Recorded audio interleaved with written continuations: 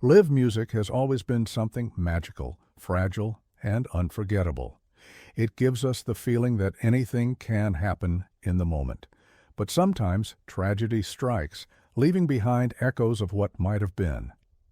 History remembers several heartbreaking moments when beloved artists passed away while doing the very thing they loved most, performing. Their stories remind us that even icons are mortal, and that the stage, for all its glory, can also become the place where music history turns tragic. Tonight, we look back at 10 unforgettable musicians who gave everything to their craft and paid the ultimate price under the spotlight. The Day the Music Died, Buddy Holly, Ritchie Valens, and the Big Bopper on February 3, 1959. A bitterly cold winter tour brought 3 rising stars: Buddy Holly, 22, Ritchie Valens, 17, and J.P. the Big Bopper Richardson, 28, to the Surf Ballroom in Clear Lake, Iowa. They had just delivered electrifying performances to screaming teenagers. Exhausted by a freezing, constantly breaking down tour bus, Holly chartered a small plane to the next venue. That night, tragedy struck. The plane went down in the snow, killing all 3 instantly. In one horrifying moment, the world lost Holly's innovative songwriting, Valens's pioneering Latin influence, and the Big Bopper's showmanship. Later immortalized by Don McLean in American Pie, it became forever known as The Day the Music Died. Prince, The Purple One's final. Reigned decades later, another legend story would echo with eerie sadness. Prince, the 57-year-old musical genius behind Purple Rain, continued to perform even while battling chronic pain and a dangerous opioid addiction. Friends noticed his pale complexion, weight loss, and difficulty catching his breath during shows, but perfectionism kept him from canceling. On April 14, 2016, he delivered a breathtaking stripped-down performance at the Fox Theater in Atlanta. Just Prince, a piano, and a microphone. It would be his last. Days later, he was found dead at Paisley Park from an accidental fentanyl overdose. The man who gave the world such joy left far too soon, still pushing himself to perform until the end. Nick Menza, metal's relentless. Drummer Nick Menza, the powerhouse drummer of Megadeth, had survived major heart surgery just months before. Against medical advice, he returned to the stage, driven by passion. On May 21, 2016, while performing at the Baked Potato in Studio City, Los Angeles, Menza collapsed behind his drum kit in the middle of the set. Despite frantic efforts from paramedics, the 51-year-old had suffered a massive heart attack. The man whose precision helped define thrash metal's golden age died doing what he loved most, playing music for fans. Tommy Cooper, comedy turned tragedy on, April 15, 1984. British audiences tuned in for another evening of laughs with beloved comedian-magician Tommy Cooper. Live on national television from Her Majesty's Theatre in London, Cooper suddenly collapsed mid-routine. At first, viewers thought it was part of his act. Even the audience in the theater laughed, assuming it was another of his famous pratfalls. But the horrifying reality was clear. Cooper had suffered a massive heart attack. Millions watched as paramedics rushed to save him on stage, but the 63-year-old entertainer never got back up. Mikaben, Haiti's crown jewel Michael Benjamin, known to fans as Mikaben, was one of Haiti's most cherished stars.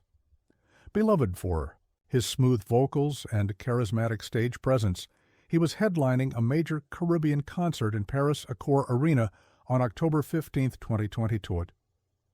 In the middle of an energetic set, he suddenly collapsed, clutching his chest. The packed arena fell silent as paramedics rushed in, but Mikaben had suffered a fatal heart attack at just 41.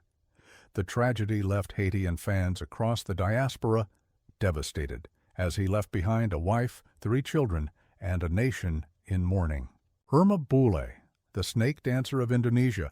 Irma Bule, a daring 29-year-old Indonesian folk singer, was famous for incorporating live snakes into her shows.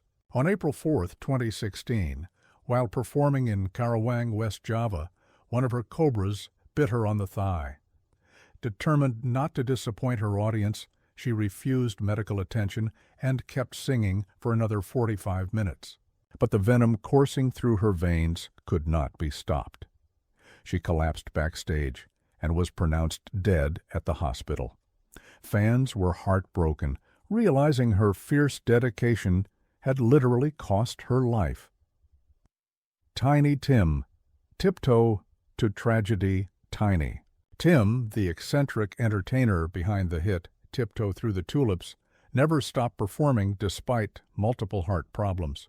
On November 30th, 1996, during a benefit show at the Montague Grange Hall in Minneapolis, the 64-year-old collapsed while singing his signature song. Clutching his chest, he was rushed to the hospital but did not survive. Known for his ukulele, falsetto, and eccentric style, Tiny Tim's final moment was tragically poetic, leaving this world mid-song.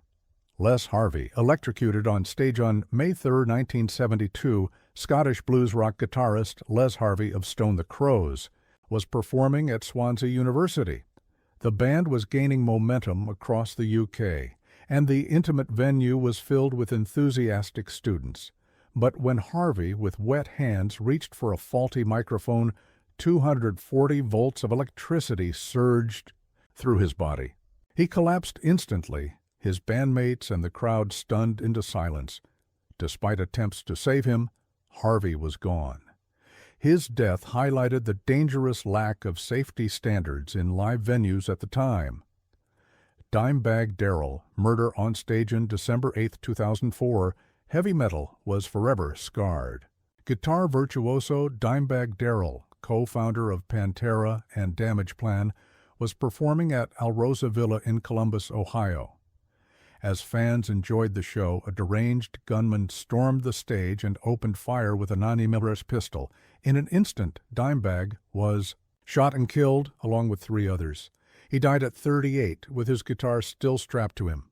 The shocking act of violence devastated the metal community and remains one of the darkest moments in rock history. Johnny Ace, a deadly game of Russian roulette rising R&B star Johnny. Ace was just 25 when tragedy struck on Christmas Day, 1954. Riding high on his hit Pledging My Love, he was backstage at Houston City Auditorium joking around and playing with a .22 caliber revolver. Witnesses say he laughed, saying, "Don't worry, it's not loaded," before pulling the trigger in a reckless game of Russian roulette. The gun fired, killing him instantly. His audience, waiting for his performance, never saw him return to the stage. Please don't forget to subscribe and hit the bell icon.